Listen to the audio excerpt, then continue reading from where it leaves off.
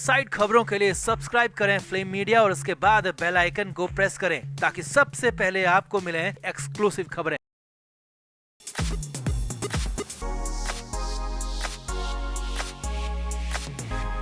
उद्धव ठाकरे महाराष्ट्र के बड़े नेता हैं, पूर्व मुख्यमंत्री हैं और आगे भी मुख्यमंत्री बनने का सपना इस विधानसभा चुनाव के बाद का वो देख रहे हैं। अब बीजेपी और शिवसेना का शिंदे गुट तो हाथ धोकर उद्धव ठाकरे के पीछे पड़ा है, उनको गिराने की कोशिशें कर रहा है। लेकिन अब कांग्रेस ने भी उद्धव ठाकरे को निपटाने का, उद्धव ठाकरे को नेस्तनाबूद करने का पूरा और पक्का प्लान बना लिया। यहाँ तक कि इस पर कार्रवाई भी शुरू हो गई है और उद्धव ठाकरे के खिलाफ कांग्रेस पार्टी में बड़ा प्रस्ताव पास हो गया है। ठाकरे को उखाड़ने के लिए, पूरी तरह से जड़ से उखाड़ कर फेंकने के लिए प्लान बना लिया है, बड़ा दांव लगा लिया है और इसीलिए कहा जा रहा है कि जो बीजेपी नहीं कर पाई वो कांग्रेस कर लेगी। तो क्या है पूरा मामला, आपको दिखाते हैं, बताते हैं सब कुछ। आप भी इस वीडियो को शेयर करें और कमेंट बॉक्स में अपनी राय जरूर दें।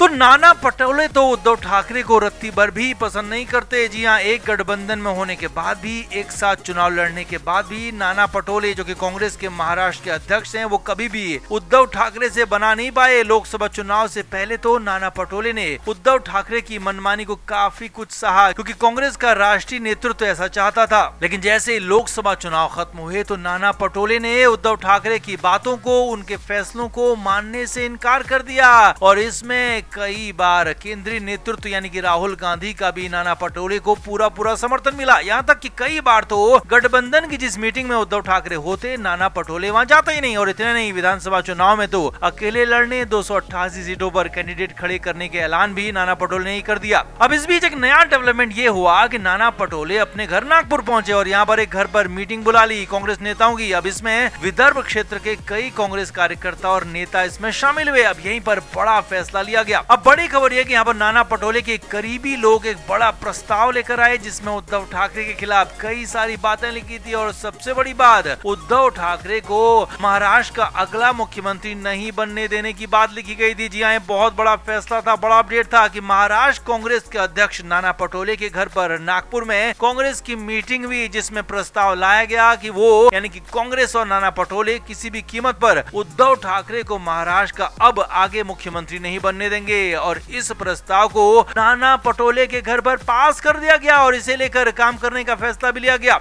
आगे देखिए, क्योंकि अब महाराष्ट्र में कांग्रेस पार्टी लोकसभा चुनाव में काफी अच्छा अपना प्रभाव दिखाने में कामयाब रही है और फिलहाल तो लोकसभा में महाराष्ट्र की सबसे बड़ी पार्टी भी कांग्रेस ही है और महाराष्ट्र कांग्रेस के अध्यक्ष नाना पटोले ही विधानसभा चुनाव के बाद राज्य में मुख्यमंत्री पद के भी बड़े दावेदार हैं। और ये तब होगा जब चुनाव से पहले कोई सीएम फेस पर फैसला ना हो, उद्धव ठाकरे को चुनाव से पहले मुख्यमंत्री का चेहरा घोषित ना किया जाए। तो इसे लेकर नाना पटोले और कांग्रेस बेहद ज्यादा सख्त दिख रही है।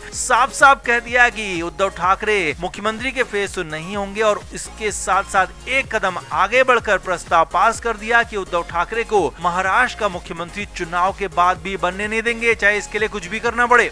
असल में विधानसभा चुनाव में कांग्रेस ज्यादा से ज्यादा सीटों पर चुनाव लड़ना चाहती है, ज्यादा से ज्यादा सीटें जीतना चाहती है और हालिया लोकसभा चुनाव के प्रदर्शन के आधार पर उद्धव ठाकरे की पार्टी से आगे रहना चाहती है, जो कि संभव भी दिख रहा है। और नाना पटोले मुख्यमंत्री पद के कांग्रेस से बड़े दावेदार हैं, लिहाजा इसीलिए नाना पटोले ने पहले उद्धव ठाकरे को भाव देना बंद किया और अब बड़ा प्रस्ताव उद्धव ठाकरे के खिलाफ पास कर लिया। अब कहानी ये हो गई है कि बीजेपी जो काम उद्धव ठाकरे के खिलाफ नहीं कर पाई, यानी कि जो उद्धव ठाकरे को जड़ से उखाड़ने का काम था, बीजेपी तो नहीं कर पाई, लेकिन हाँ वो कांग्रेस उसे करने में जुट गई है और आगे और ज्यादा सख्ती से इसे करते हुए नजर आ सकती है। तो कुल मिलाकर इन सब में नाना पटोले का, राहुल गांधी का बड़ा योगदान दिख रहा है, बड़ा फैसला दिख रहा है क्योंकि यही दोनों नेता राहुल और नाना लगातार अपनी बातों पर टिके हुए हैं। उद्धव ठाकरे की बातें और मनमानी के खिलाफ मोर्चा खोलकर खड़े हुए हैं, उद्धव ठाकरे की मनमानी को मानने को तैयार नहीं दिख रहे हैं। तो आपका इस पूरे मामले पर क्या कहना है? क्या वाकई में कांग्रेस का ये फैसला कांग्रेस के लिए फायदेमंद होगा या फिर नुकसानदायक होगा? कमेंट बॉक्स में जरूर बताएं, वीडियो को शेयर भी करें।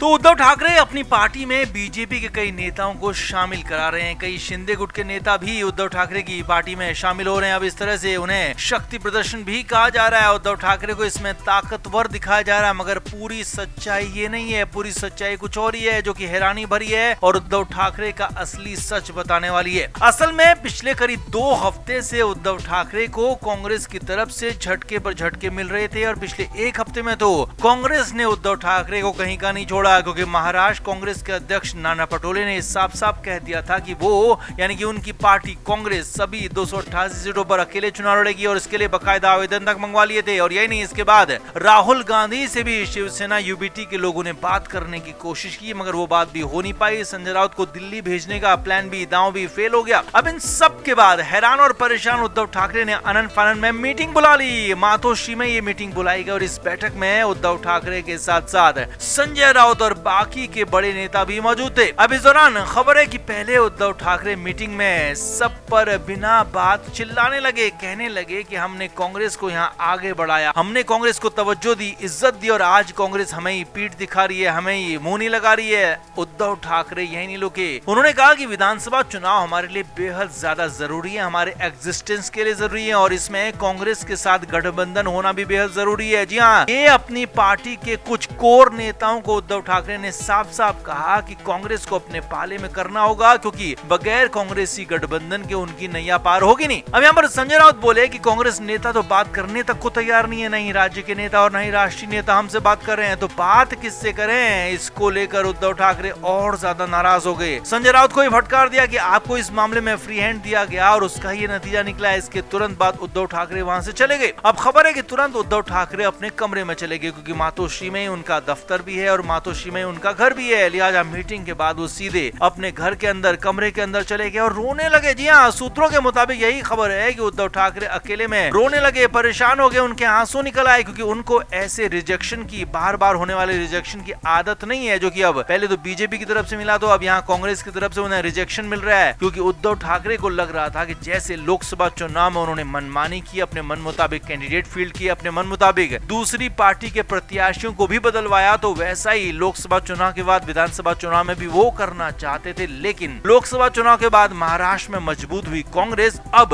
उद्धव ठाकरे को इस तरह से बर्दाश्त करने को बिल्कुल भी तैयार नहीं है। इसीलिए तो पहले महाराष्ट्र कांग्रेस के अध्यक्ष नाना पटोले ने और फिर राष्ट्रीय नेता राहुल गांधी ने भी महाराष्ट्र में उद्धव ठाकरे को चित कर दिया, ढेर कर दिया। तो आपका इस पूरे मामले पर क्या कहना है? क्या वाकई में मजबूत दिखने वाले उद्धव ठाकरे अंदर से इतने कमजोर हैं कि अकेले में रोने लग जाएं? कमेंट बॉक्स में आप जरूर बताएं, वीडियो को शेयर भी करें।